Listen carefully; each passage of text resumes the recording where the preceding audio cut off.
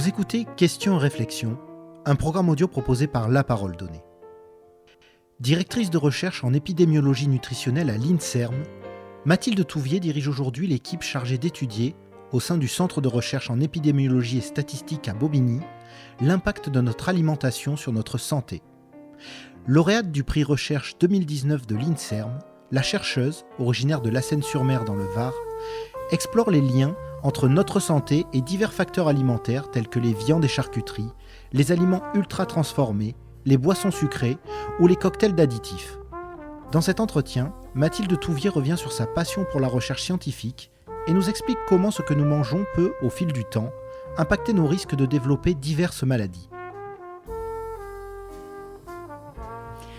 Alors, je suis Mathilde Touvier, je dirige l'équipe de recherche en épidémiologie nutritionnelle à l'INSERM, Université Sorbonne Paris-Nord et à l'INRAE et au Conservatoire national des arts et métiers. Je suis née et j'ai grandi à La Seyne-sur-Mer, donc je suis varoise. Je suis restée dans la région jusqu'aux classes préparatoires aux grandes écoles que j'ai effectuées au lycée Thiers à Marseille, donc maths sup, maths spé bio. Puis j'ai intégré ensuite l'AgroParisTech, qui est une grande école d'ingénieurs en sciences du vivant, donc à Paris. Je me suis spécialisée en nutrition humaine et j'ai ensuite travaillé. Donc j'ai été embauchée en tant qu'épidémiologiste à l'ANSES, donc qui s'appelait avant l'AFSA, donc c'est l'Agence française de sécurité sanitaire des aliments, entre autres.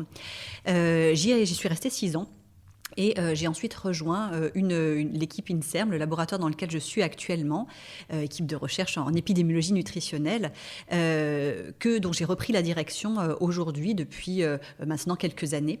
J'avais effectué également dans mon parcours un post-doctorat à l'Imperial College à Londres.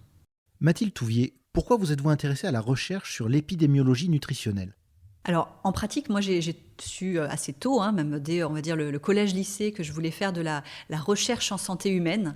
Alors, j'ai beaucoup hésité avec médecine, mais plus que le quotidien vraiment du soin, j'avais vraiment envie d'agir un petit peu à long terme sur des aspects donc de découverte, soit de traitement, soit de manière de prévenir les maladies. Donc, j'avais vraiment cette volonté santé en tête très tôt dans ma jeunesse. La nutrition, j'y suis venue assez naturellement de par les études, finalement, à l'AgroParisTech, la spécialisation qui touche vraiment à la santé humaine, c'était celle de la nutrition. Donc, j'ai vraiment pris goût à ce moment-là. En matière de recherche, j'ai effectué aussi un stage de 2-3 mois aux États-Unis, à Davis, en Californie, un stage de recherche assez classique en laboratoire, donc avec des souris, des rats qu'on décapitait, et puis on faisait des expériences sur des voies métaboliques très précises. Et j'ai bien aimé cette expérience-là, mais je me suis aperçue que j'avais vraiment envie d'un domaine d'application de recherche beaucoup plus global, c'est-à-dire qui prend en compte l'individu dans son ensemble, avec tous ces facteurs individuels, collectifs, qui peuvent jouer sur ses comportements. Et donc l'approche justement santé publique, épidémiologie me convenait tout particulièrement. Donc c'est comme ça que j'ai cheminé au fur et à mesure vers le côté santé publique, épidémiologie et nutrition. Quelle est la qualité de ce que nous trouvons aujourd'hui dans nos assiettes ? Alors, en France, on a vraiment la chance d'avoir accès à une offre alimentaire qui est quand même extrêmement diversifiée. On peut avoir accès aussi à des aliments à relativement bas coût, qui soient des produits de saison locaux et donc qui permettent de manger potentiellement équilibré. Mais donc, sur toute cette diversité d'aliments disponibles, on a aussi beaucoup d'aliments plutôt junk food, donc avec une qualité nutritionnelle pas optimale, trop gras, trop sucré, trop salé. Donc l'ensemble finalement est disponible pour nous, pour nos citoyens, nos enfants. Donc la question du choix individuel et puis aussi des pressions marketing, etc., qu'on peut recevoir sur ces choix alimentaires est vraiment très important. Tant le panel à notre disposition est divers en termes de qualité nutritionnelle. Était-ce mieux avant ? Alors la question est assez vaste, parce que si on compare, si on revient à la préhistoire, c'est quand même beaucoup moins dangereux maintenant.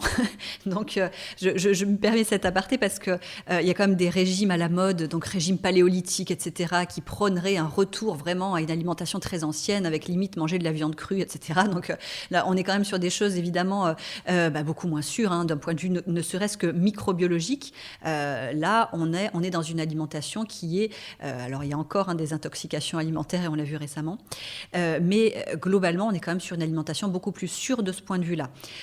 Du point de vue de la qualité nutritionnelle, là encore, on a une offre qui permet d'avoir accès toujours à des aliments, de fruits, légumes, etc., aliments complets, qui permet de bien manger. Et on a aussi un développement très fort, notamment au cours du siècle dernier, d'aliments qui sont vraiment dits ultra transformés, avec des formulations...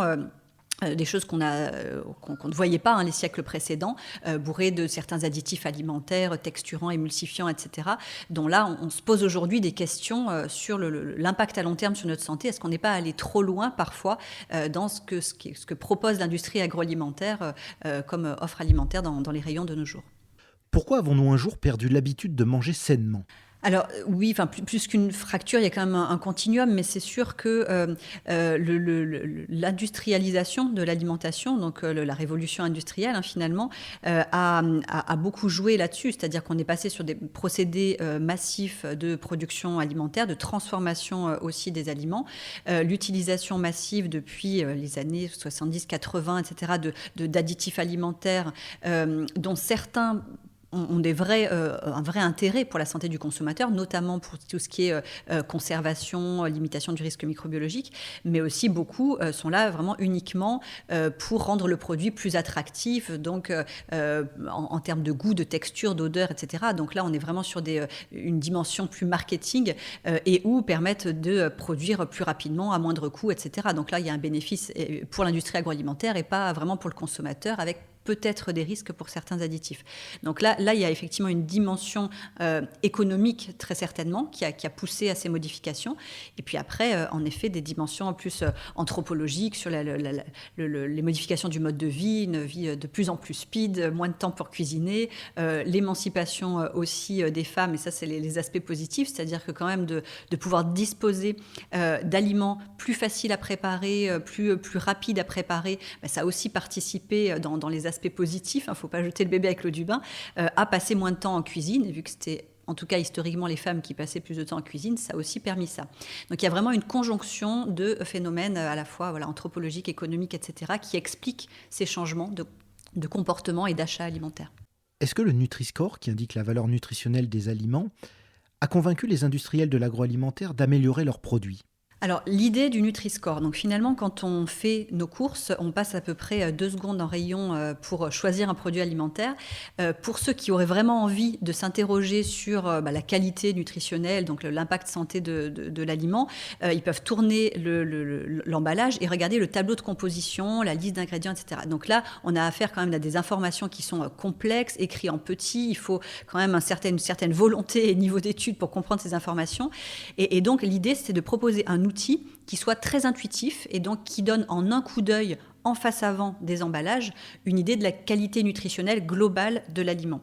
Donc c'est vraiment le principe de ce logo, 5 lettres, 5 couleurs, donc très facilement interprétable en un coup d'œil. Qu'on a proposé effectivement, donc c'est notre équipe de recherche qui l'avons proposé. Il est passé officiellement dans la loi de santé publique depuis 2017 en France. Il l'est maintenant également dans 6 autres pays de la zone Europe. Mais il reste pour l'instant optionnel, c'est-à-dire que seulement les industriels qui le souhaitent l'apposent sur les emballages. On n'a pas le droit au niveau français de rendre obligatoire quelque chose sur les emballages, ça doit se décider au niveau européen. Donc il y a des débats actuellement là-dessus. Et donc voilà l'idée globalement du Nutri-Score. Donc, premier objectif, guider les choix des consommateurs au quotidien, notamment des personnes qui justement auraient un niveau d'éducation plus faible ou on a montré notamment que le Nutri-Score marchait encore mieux, avait un gain plus important chez des personnes qui soit avaient des revenus plus bas, des catégories plus défavorisées et qui avaient encore moins l'esprit ou l'envie ou le niveau scientifique pour interpréter ces tableaux compliqués. Donc il y a vraiment aussi derrière une idée de réduire les inégalités sociales de santé par ce logo. Donc ça, c'est l'approche au niveau du consommateur, mais bien sûr, le deuxième effet, c'est, vu que les industriels veulent continuer à vendre, donc certains vont essayer de gagner des points en améliorant la qualité nutritionnelle de leurs produits et donc en reformulant, en assainissant finalement les produits. Donc ça, c'est quelque chose qui a un effet indirect, mais qui était effectivement recherché au départ et qui a commencé à porter ses fruits. Et on le voit d'ailleurs au niveau de données de vente, avec une légère progression des aliments notés plutôt A, B, et un léger recul des aliments notés plutôt E, et une volonté de certains industriels, alors soit de faire les choses justement proprement, pour pas mal d'industriels, donc de limiter en effet les taux de sel, de sucre, etc. Pour d'autres, ça passe par des stratégies un peu plus troubles, en essayant de rajouter des fibres industrielles ou ce genre de choses pour gagner des points. Donc là, on dénonce aussi, nous, ces pratiques-là, parce que l'idée, c'est pas de camoufler en rajoutant tel ou tel édulcorant ou additif pour gagner des points au Nutri-Score. L'idée, c'est vraiment d'améliorer pour de vrai la qualité nutritionnelle. Mais donc, il y a en effet cet aspect-là et on voit déjà des progrès par rapport à ça. Comment le Nutri-Score est-il attribué ? Alors, le principe du Nutri-Score, c'est qu'il est basé sur un algorithme qui intègre des éléments nutritionnels simples, qui sont disponibles, dont les informations en termes de grammes pour 100 grammes d'aliments sont disponibles sur l'emballage. Donc, il n'y a pas besoin de faire des tests, des dosages spécifiques, et notamment, ça aurait été compliqué pour les PME, par exemple, qui n'avaient pas la possibilité de faire ces tests-là. Donc, tout le monde est logé à la même enseigne. On se base sur les informations qui sont déjà obligatoires sur l'emballage et sur des facteurs nutritionnels pour lesquels les niveaux de preuve en termes d'impact santé sont les plus forts. Donc, en l'occurrence, dans cet algorithme qui est alors totalement transparent, publié, il y a même un tableau Excel sur le site de Santé publique France où chacun peut calculer le Nutri-Score de son produit, même des produits qu'il achète. Donc, ça, c'est vraiment très transparent. Dans les points plutôt donc des composés à limiter, on a tout ce qui est acides gras saturés, sucre, sel et l'apport énergétique global.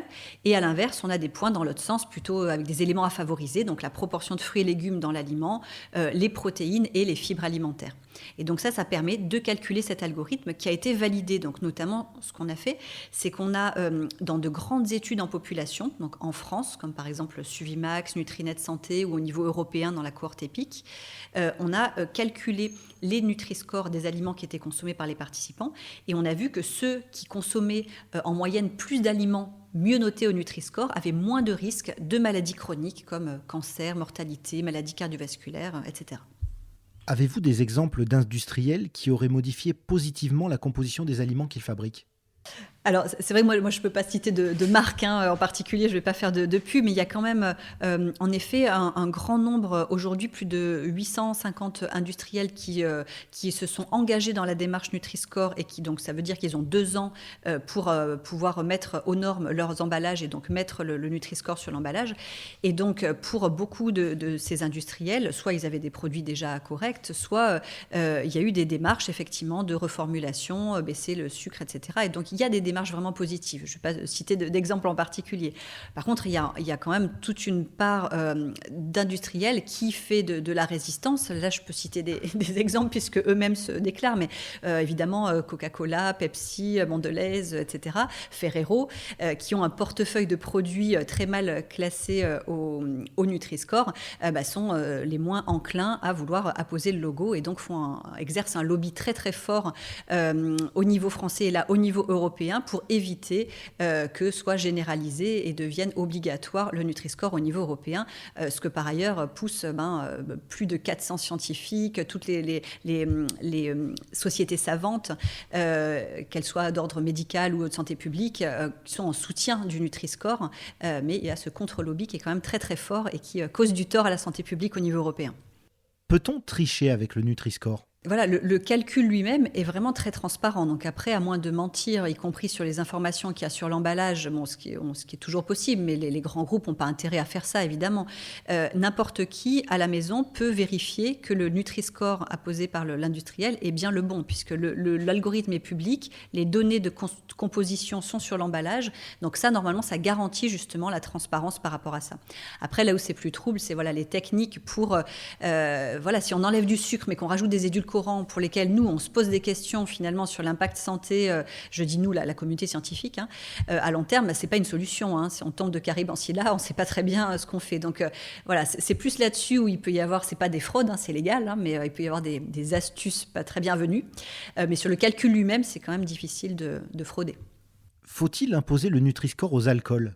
Alors la question de l'alcool, effectivement, pour l'instant, le Nutri-Score ne touche pas l'alcool, puisque pour l'alcool, la recommandation de santé publique est quand même extrêmement simple et claire. Donc c'est évidemment de limiter la consommation d'alcool, donc avec pas plus de divers par semaine, avec des jours sans consommation, etc. Donc ça, c'est la recommandation officielle de Santé publique France. D'un point de vue, par exemple, prévention des cancers, on va encore même plus loin, puisqu'à partir d'un verre par jour, on a une augmentation de risque de certains cancers, cancer du sein chez la femme ou cancer des voies aérodigestives supérieures.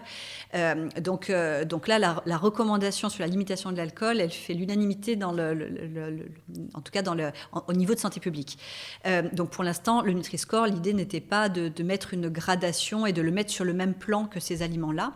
Après, effectivement, on pourrait imaginer un Nutri-Score spécial avec un warning ou une note spéciale alcool, que ce warning-là soit intégré dans le Nutri-Score. C'est quelque chose qui peut être réfléchi, qu'on a proposé nous, et évidemment, alors là, le lobby des alcooliers, il y a une levée de bouclier contre ça, puisqu'il y a quand même un fort lobby là-dessus en France, mais d'un point de vue de santé publique, ça se justifierait complètement. Que trouvez-vous de positif dans l'industrie agroalimentaire ? Évidemment, l'idée, c'est pas d'avoir une vision manichéenne. Heureusement que l'industrie agroalimentaire est là. Et c'est ce qui permet aujourd'hui de garantir la sécurité alimentaire au sens suffisamment de calories, de protéines, lipides, glucides, etc. pour nourrir toute la population, avec des progrès en termes de sécurité sanitaire au sens microbiologique, des progrès sur les temps de préparation, la praticité, l'accessibilité à des coûts quand même abordables des aliments au plus grand nombre de la population. Donc voilà, il y a énormément de progrès et l'industrie a un rôle clé à jouer. Il y a beaucoup d'industriels qui sont vertueux, c'est-à-dire qui s'engagent dans la démarche Nutri-Score, qui s'engagent aussi auprès du ministère de la Santé. Là, il y a tout un courant à l'heure actuelle pour essayer de faire des accords collectifs par filière pour limiter de manière collective, par exemple, le sel dans le pain, etc., pour pas qu'il y ait de concurrence déloyale entre les différents acteurs d'une même filière. Donc, il y a vraiment un engagement de beaucoup d'industriels dans le bon sens. Après, voilà, il y en a encore qui font passer largement les profits économiques devant la santé publique, la santé des consommateurs. Donc, tout n'est pas noir ou blanc, quoi. Est-ce que manger sainement reste un privilège réservé à certains ? Alors, ce qui est sûr, c'est que l'alimentation est un marqueur fort d'inégalité sociale de santé. On sait, par exemple, que 4 fois plus d'enfants d'ouvriers que d'enfants de cadres sont obèses. On sait aussi que là où on a environ 28-30% des Français qui atteignent les au moins 5 portions de fruits et légumes par jour, ils ne sont que 6% parmi les bénéficiaires de l'aide alimentaire. Donc il y a plein d'indicateurs comme ça qui montrent qu'à l'heure actuelle, oui, les personnes les plus riches, les plus aisées, les plus éduquées mangent mieux que les autres citoyens. Donc, il y a des choses à réduire par rapport à ça. Le Nutri-Score, c'est un des outils de santé publique qui va dans ce sens-là. Il faut agir de manière plus massive au niveau politique de santé publique si on veut pouvoir résoudre ça. Sur des politiques de prix, sur des politiques d'accessibilité. Là, on n'a pas encore parlé de la dimension... quand on parle de l'impact santé de nos aliments, il y a 3 dimensions. La dimension nutritionnelle, donc, qui est notamment scorée par le Nutri-Score, donc le gras, le sucre, sel, les fibres, etc. La dimension liée à l'ultra-transformation, les additifs, et puis la dimension aussi liée aux contaminants des modes de production, donc les pesticides principalement. Et donc cette dimension-là, évidemment, là, ce que recommande Santé publique France, c'est de manger plus bio lorsqu'on prend des fruits, légumes, des produits végétaux. Manger bio, à l'heure actuelle, ça coûte plus cher que... manger pas bio, et donc là on a aussi une accessibilité plus grande chez les personnes plus favorisées. Et ça, ce sont des choix politiques, parce qu'on pourrait décider que ça devient la norme et que n'importe qui a au même coût accès à des produits de bonne qualité ici par rapport aux contaminants par exemple. Comment nous alimenterons-nous demain ? Alors, j'ai du mal à prédire l'avenir, hein. je ne m'y risquerai pas, mais il y a ce vers quoi il faudrait tendre en tout cas. Et ça, finalement, le vers quoi il faudrait tendre, c'est ce qui est résumé dans le Programme national nutrition santé. C'est ce qui fait la somme de toutes les connaissances qu'on a eues jusqu'à présent et où on sait que voilà, pour l'instant, on n'est pas encore optimaux, mais il faudrait tendre vers les au moins 5 portions de fruits et légumes par jour, une petite poignée de fruits à coque, 2 poissons par semaine, dont un poisson gras, etc., etc. Donc ça, c'est vraiment, si on arrive déjà à combler les gaps qu'on a par rapport à ces recommandations, puisqu'on est très loin de l'atteinte de ces recommandations sur la majorité des Français. L'idée, c'est d'essayer de tendre vers ça dans les décennies à venir. Après, les tendances naturelles, y a plein de choses qui se croisent. Donc, il y a effectivement des choses qui sont orchestrées par ce qui est proposé par l'offre alimentaire, l'industrie agroalimentaire. Par exemple, il y a beaucoup de produits... dans les tendances qu'on observe, c'est une diminution de la consommation de produits animaux.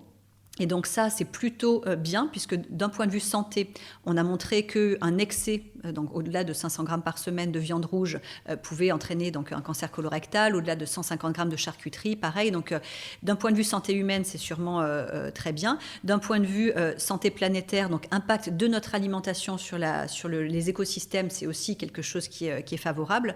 Donc ça, c'est des transitions qui se sont amorcées et dont on essaie justement de comprendre les leviers, les mécanismes pour accentuer cette dynamique. Par contre, là où l'industrie répond avec certains produits, c'est ils inondent le marché de produits spéciaux pour végétariens, dont certains sont en fait des produits ultra transformés, bourrés d'émulsifiants, texturants, etc., pour remplacer les produits animaux qu'il n'y a pas dans ces produits. Donc là, évidemment, ce genre d'engouement pour ces produits-là, on s'interroge, nous, sur les impacts santé à long terme, puisqu'il y a des études au niveau expérimental qui montrent, par exemple, des effets délétères des émulsifiants, certains émulsifiants. Donc voilà, ces tendances-là, on les observe à l'heure actuelle. Est-ce qu'elles vont s'accentuer ou pas, et en fonction de la pression de l'offre, du marketing, etc., dans les années à venir, je ne sais pas, mais d'un point de vue santé publique, clairement, le benchmark, c'est vraiment, le vers quoi il faut tendre, c'est vraiment les recommandations du Programme national nutrition santé. Fait-on suffisamment pour apprendre aux Français à bien se nourrir ? Alors, il y a certainement énormément à faire en matière d'éducation nutritionnelle dès le plus jeune âge, et déjà de former finalement les enseignants, que ce soit au niveau en maternelle, en primaire, etc., et collège-lycée, pour pouvoir délivrer des informations à jour sur ces connaissances-là. D'expérience, ce que je vois passer, moi, par mes enfants, c'est des choses qui sont assez archaïques et qui ne correspondent pas aux recommandations telles qu'on les connaît à l'heure actuelle. Donc, il y a vraiment beaucoup à faire là-dessus, parce que c'est vraiment à cet âge-là que se prennent les bonnes habitudes. Sur la question, par exemple, des boissons sucrées, des sodas, encore tellement de foyers ont sur la table une bouteille de soda ou même de soda light en mangeant. Ça fait croire aux enfants que c'est normal, alors que non, ça ne l'est pas. Et ce sont vraiment des mauvaises habitudes là, qui sont prises dès le plus jeune âge. Sur le Nutri-Score, on a beaucoup de témoignages, nous, qui nous disent que ce sont les enfants qui sont prescripteurs, parce que justement, ils aiment bien le côté couleur, etc. C'est presque un peu comme un jeu, et c'est eux qui vont amener et sensibiliser les parents sur ce volet-là. Donc clairement, ça passe comme beaucoup de choses dans la société par la jeunesse, et donc la formation et ce qu'ils vont recevoir comme message sur ce domaine-là est absolument tout à fait clé. Disposez-vous de moyens suffisants pour expliquer aux Français comment mieux se nourrir ? Alors, il n'y a clairement pas assez de moyens dédiés à ces aspects à la fois de prévention en population. C'est quand on compare les budgets alloués, notamment à Santé publique France, pour véhiculer justement ces recommandations du Programme national nutrition santé, par exemple, au budget de la publicité de l'industrie agroalimentaire, on est sur une chose complètement dépositionnée. Donc bien entendu qu'on manque de moyens là-dessus, moyens également, la DGCCRF, pour contrôler les aliments, que ce soit sur des aspects microbiologiques, qualité nutritionnelle, etc. Donc là, c'est sûr qu'ils sont aussi en sous-effectif. Donc sur tous ces aspects-là, bien sûr qu'il faudrait accroître les moyens avec des retombées même économiques pour la population, parce que les gains qu'on aurait en matière d'économie, de frais de santé sur les cancers, les maladies cardiovasculaires, etc., c'est évident qu'on s'y retrouverait. Donc c'est vraiment un calcul, encore une fois, du gain à court terme versus un bénéfice pour la société humain et même économique à plus long terme. Êtes-vous suffisamment nombreux pour réaliser votre mission ? Alors, l'INSERM, en soi, c'est un grand institut avec beaucoup de personnes partout en France. Nous, notre équipe de recherche, nous sommes basés à Bobigny, donc c'est en banlieue nord parisienne, sur le campus de l'Université Sorbonne Paris-Nord. Et on est à peu près 90 personnes dans l'équipe qui travaillons sur les relations nutrition-santé. Et donc, vraiment nutrition au sens large, tout ce qui est évidemment les nutriments, etc., les profils alimentaires, les additifs, les contaminants, etc. Et santé aussi, donc tout ce qui est cardio-métabolique, obésité, cancer, maladies cardiovasculaires, diabète, etc. Et puis, on a notamment mis en place ce qu'on appelle l'étude Nutrinet Santé, qui est une grosse web cohorte, puisque c'est une cohorte que l'on suit sur Internet, qui a démarré en 2009, qui est toujours ouverte, c'est-à-dire qu'on cherche toujours de nouveaux volontaires, de nouveaux citoyens pour participer à cette recherche. Et l'idée, c'est de remplir de temps en temps des questionnaires sur Internet, donc notamment sur son alimentation, l'activité physique, le mode de vie, et puis sur l'état de santé. Et ça nous permet de mettre en relation tous ces comportements d'alimentation, d'activité physique, avec le risque de développer au fil du temps ou pas certaines pathologies. Et c'est ça qui vraiment permet de faire avancer la recherche publique et les connaissances en matière de lien nutrition-santé. Donc là, pour ça, ceux qui seraient intéressés pour se connecter, il suffit d'aller sur le site études-nutrinet-santé.fr et de se laisser guider pour remplir les questionnaires. Et ça, c'est vraiment un acte citoyen qui permet de faire progresser la recherche publique en nutrition-santé. Est-ce que certaines régions de France sont plus touchées que d'autres par des problèmes d'alimentation ? Il y a encore en France de fortes disparités régionales dans les consommations alimentaires, avec un gradient finalement en termes de consommation de beurre et d'huile. Alors dans le sud-est, on a beaucoup plus d'huile végétale, et puis en Bretagne, on cuisine plus au beurre. C'est des choses qu'on connaît traditionnellement, mais qui sont encore visibles aujourd'hui malgré la mondialisation et malgré finalement les chaînes, les supermarchés. Tout le monde peut avoir accès à tout partout, mais il y a quand même des choses comme ça qui restent, qui demeurent. Beaucoup plus de consommation de fruits et légumes, par exemple dans le sud-est, que dans le nord. Et ces cartes de France des consommations alimentaires se superposent aux cartes du surpoids et de l'obésité, donc pareil, plus de surpoids d'obésité dans le nord, etc., et qui également se superposent aux gradients socio-économiques des régions. Donc on a vraiment encore des patterns très marqués, consommation alimentaire, surpoids, obésité et profil socio-économique des régions de France. Le sud-est est-il toujours privilégié par rapport aux autres régions ? Alors en moyenne, le sud-est effectivement a quand même une adhésion au régime méditerranéen plus forte que dans d'autres régions en France, et donc ce qui veut dire en effet plus de consommation de fruits et légumes, d'huile végétale, une consommation plus limitée de charcuterie, fromage, etc. Évidemment, tout ça reste une moyenne, donc avec de fortes variabilités en fonction des individus, mais quand même des tendances plutôt plus favorables dans le sud-est. Que devient la notion de plaisir face à ces innombrables préconisations opposant alimentation et santé ? Alors, la notion de plaisir est fondamentale, et d'ailleurs, elle fait partie intégrante des recommandations du Programme national nutrition santé quand on va sur le site mangerbouger.fr.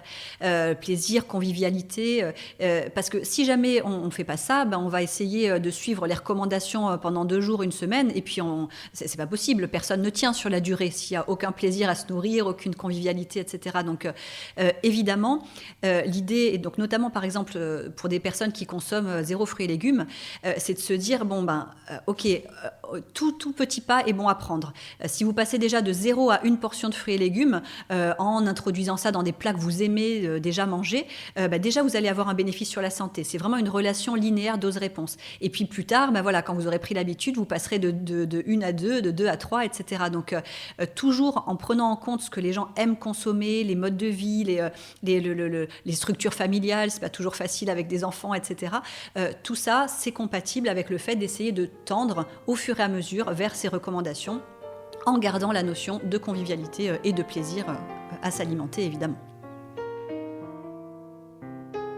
Merci d'avoir écouté cet épisode de La Parole Donnée. Vous pouvez nous suivre sur notre site et nos réseaux sociaux et nous soutenir via notre page Tipeee. À la semaine prochaine.